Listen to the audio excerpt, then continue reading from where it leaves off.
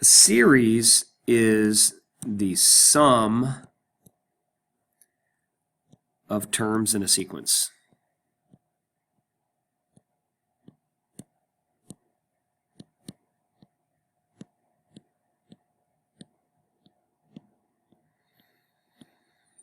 So a lot of the times you'll see it written as the letter S. I think of the letter S as standing for sum. Okay, but think about this sequence. So say I had the sequence 1, 2, 3, 4, 5.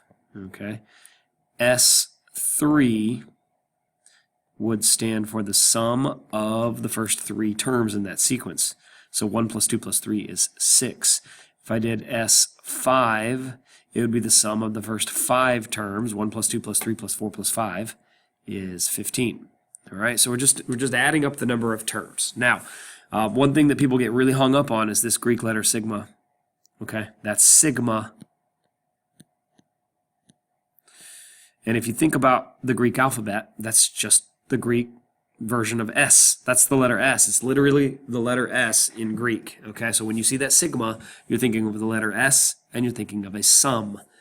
All right, so we've already talked about finite. Finite means you can count it. Infinite means never ending and you can't count it. Usually that's denoted by these dots right here. But we can do a finite series or we can do an infinite series, an infinite sum, a finite sum.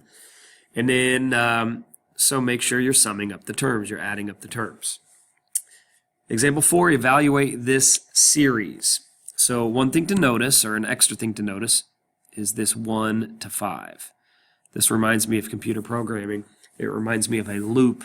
What you're doing, or what this says to do, is we're going to plug in 1 into this expression, and then 2, and then 3, and then 4, and then 5. Okay? So you're plugging in all of the numbers from 1 to 5. That's kind of important. That j equals 1 to 5 right there. That's really important because that tells you what to plug in. All right? But the sum, the sigma part, means that I'm adding up the terms. So basically what I'm doing is I'm going to add up the first term plus the second term plus the third term plus the fourth term plus the fifth term. I'm adding up the first 5 terms in that sequence or whatever. All right. So for the first term, plug in 1. You can have 1 squared plus 1 plus 1. That's 1 plus 1 plus 1, that's 3. For the second term, you plug in 2. 2 squared plus 2 plus 1, that's 4 plus 2 plus 1, that's 7. Third term, we're going to plug in 3. 3 squared plus 3 plus 1, remember I'm just plugging it in right here. That's 9 plus 3 plus 1, that is 13. Fourth term, plug in 4. 4 squared plus 4 plus 1, that's 16, and 4 makes 20, and 1, that's 21. And then your fifth term, plug in 5. 5 squared plus 5 plus 1, that's 25 plus 5 plus 1, that's 31. So all we're doing is finding the sum of those first 5 terms. If you add those up, 3 plus 7 plus 13 plus 21 plus 31, you're going to get 75, and that's the answer. Evaluate the series, we got 75. So I kind of messed up here, and I actually wrote the answer when I shouldn't have, but ignore that for a second. If you're doing example 5, write the terms for each series, evaluate the sum if possible. Basically what we're doing is we're supposed to be plugging in 1. You plug in 1 in for that variable. You pay attention to that letter I right there. It doesn't have to do with imaginary, it's just what the variable is. So you're plugging in 1 for I, and you're going to get B1. And then you continue that loop from 1 to 5. Plug in 2, plug in 3, plug in 4, plug in 5. So I accidentally went ahead and wrote the answer down. That's what it is. Move on to part B. It's a little bit more complicated looking sum. We're only going from 1 to 4 though. So if you notice j equals 1 to j equals 4, we're plugging in that variable in for the j.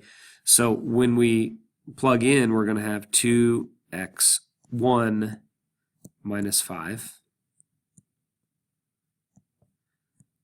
plus, then we're going to have 2x2 minus 5 plus 2x3 minus 5 plus 2x4 minus 5.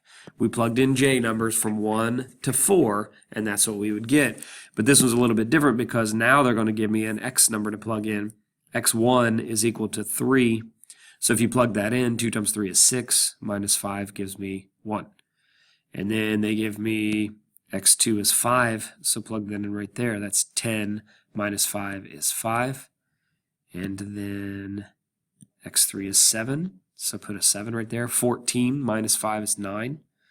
And x4 is 9, so put a 9 right there. That's 18 minus 5 is 13.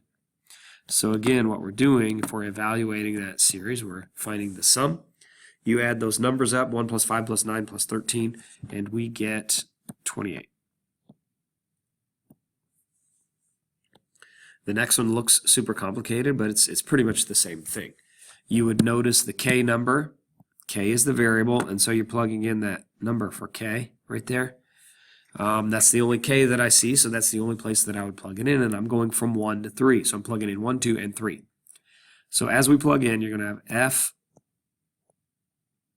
of x1 times delta x. Now don't worry about delta x. It's not as confusing as it looks like. We're just going to end up plugging in delta x later. But now we're going to plug in 2, so we'd have f of x2 delta x plus f of x3 times delta x. So delta x is just 4, so they're just saying plug in 4 right there. Delta is another Greek letter, by the way. F of x1, though, okay, notice your function. It says f of x equals 1 over x.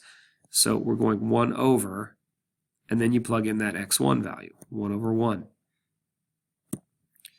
And here's 1 over, and you plug in that x2 value. And here's 1 over x3 is 5. So again, we're just summing those up.